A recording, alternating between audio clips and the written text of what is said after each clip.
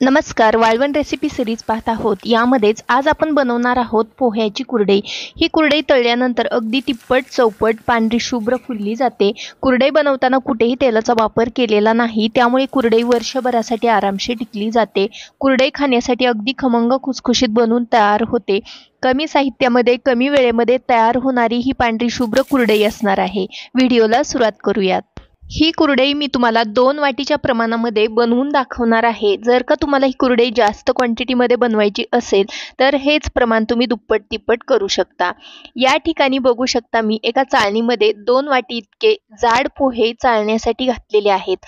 जे पोहे आपण रेग्युलर पोहे बनवण्यासाठी वापरतो तेच पोहे इथं आपल्याला कुरडई बनवण्यासाठी घ्यायचे आहेत।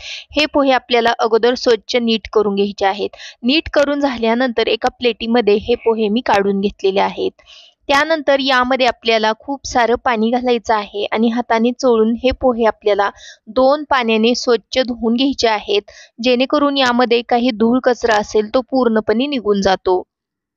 तर यामध्ये घातलेलं पाणी या पद्धतीने हे पोहे भिजवून घ्यायचं आणि 2 वेळा आपल्याला अशाच पद्धतीने हे पोहे धुवून घ्यायचे आहेत। तर इथं बघू शकता 2 पाण्याने हे पोहे मी स्वच्छ धुवून घेतलेले आहेत। त्यानंतर यामध्ये आपल्याला आणखीन जास्तीचं पाणी घालायचं आहे। लगेचच आपल्याला हे पोहे एका चाळणीवरती काढून घ्यायचे आहेत। पोहे पाण्यामध्ये भिजत ठेवण्याची अजिबात आवश्यकता नाही।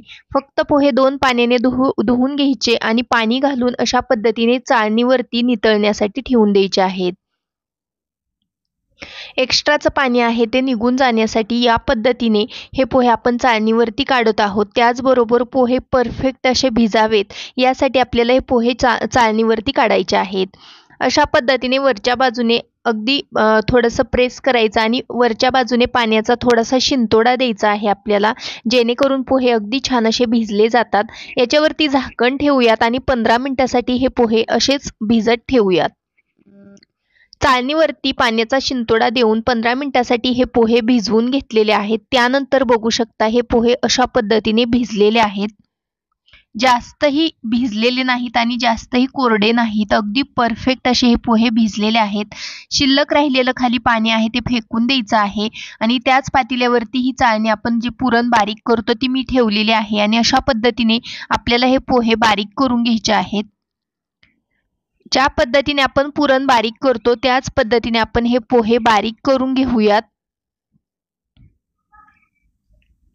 अशा पद्धतीने हे पोहे बारीक केले तर पातेल्यामध्ये आपल्याला अगदी मस्त असा पोह्यांचा चीक मिळतो। हे पहा, अशा पद्धतीने हे पोहे अगदी मस्त असे बारीक होतात। उरलेले पोहे मी याच पद्धतीने बारीक करून घेत आहे। तर इथं बघू शकता तुम्ही सर्व भिजवून घेतलेले पोहे अगदी छान असे मी पुरण बारीक करतो त्याप्रमाणे बारीक करून घेतलेले आहेत। त्यानंतर हे पोहे बघू शकता अगदी चिकटसर अशा प्रकारे झालेले आहेत। आता यामध्ये आपल्याला चवीकरता मीठ घालायचं आहे। 1 चमचा इथं मी मीठ घालत आहे। अर्धा चमचा आपल्याला यामध्ये पापडखार घालायचा आहे। त्यामुळे आपली कुरडई अगदी छान अशी खुसखुशीत बनवून तयार होते। आता हे मिश्रण व्यवस्थित असं आपल्याला मिक्स करून घ्यायचं आहे। कुरडई आहे त्यामुळे मी फक्त मीठ आणि पापडखारच घातलेला आहे। जर का तुम्हाला दुसरे कुठले फ्लेवर आवडत असतील, जसं की जिरे, लाल मिर्च पावडर आवडत असेल तर तुम्ही यामध्ये घालू शकता। आता हे व्यवस्थित असं मिक्स करून घ्यायचं आहे, मळून घ्यायचं आहे। छान असं एकजीव करायचं आहे, त्यामुळे अगदी मस्त अशी कुरडई बनवून तयार होते। इथं बघू शकता अगदी छान असा मऊसर याचा गोळा बनवून घेतलेला आहे। आता या ठिकाणी मी कुरडई बनवण्यासाठी अशा प्रकारची मीडियम होलची प्लेट घेतलेली आहे। प्लेटचा जो खरबडीत भाग आहे तो बाहेरच्या बाजूला करूयात आणि ही प्लेट आपल्याला साच्यामध्ये घालून घ्यायची आहे। तुम्हाला जर का आणखीन मोठ्या होलची प्लेटच्या कुरडया आवडत असतील तर त्या तुम्ही इथं वापरू शकता। आता तयार मिश्रणापैकी किंवा कणकेपैकी आपल्याला अशा पद्धतीने एक गोळा तोडून घ्यायचा आहे साच्यामध्ये भरण्यासाठी आणि या पद्धतीने हे साच्यामध्ये भरायचं आहे। वरच्या बाजूने थोडंसं दाबून भरायचं आहे। जेवढं मिश्रण बसते तेवढं मी यामध्ये भरते। वरच्या बाजूने थोडीशी जागा ठेवत आहे। साच्याचं झाकण लावूयात आणि कुरडया बनवण्यासाठी घेऊयात। आता हे मिश्रण पूर्णपणे थंड आहे. आपण ही कुरडई बनवताना कुठेही गॅसचा वापर केलेला नाही. गॅस न पेटवता अगदी झटपट तयार होणारी ही इन्स्टंट कुरडई आहे. आता ही कुरडईचं पीठ किंवा कणिक आहे ती अगदी थंड आहे, त्यामुळे आपण पॉलिथिन शीटवरती देखील ही कुरडई घालू शकतो. अशा पद्धतीने बघू शकता अगदी मस्त अशा कुरडया बनवून तयार होत आहेत. ही कुरडई घालत असताना थोडंसं जड जातं, पण अगदी मस्त अशा कुरडया बनवून तयार होतात. पोह्याची जी कणिक आहे ती थोडीशी आकसली जाते, आठरली जाते, त्यामुळे याच्या कुरडया घालताना थोडंसं आपल्याला जड जातं.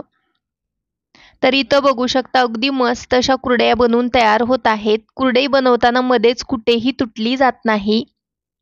गॅस न पेटवता कमी साहित्यामध्ये झटपट तयार होणारी ही कुरडई आहे. याआधी मी गव्हापासून बनवलेली पारंपरिक पद्धतीने कुरडई दाखवलेली आहे, ती तुम्हाला खूप आवडली. पण बऱ्याच ताईंचं असं म्हणणं होतं की ही कुरडई बनवण्यासाठी खूप कष्ट लागतं. जर का तुम्हाला जास्त वेळ नसेल तुमच्याकडे तर तुम्ही ही इन्स्टंट कुरडई नक्कीच बनवू शकता. चला तर मग मी उरलेल्या सर्व पिठाच्या कुरडया याच पद्धतीने बनवून घेते. उरलेल्या कणकेच्या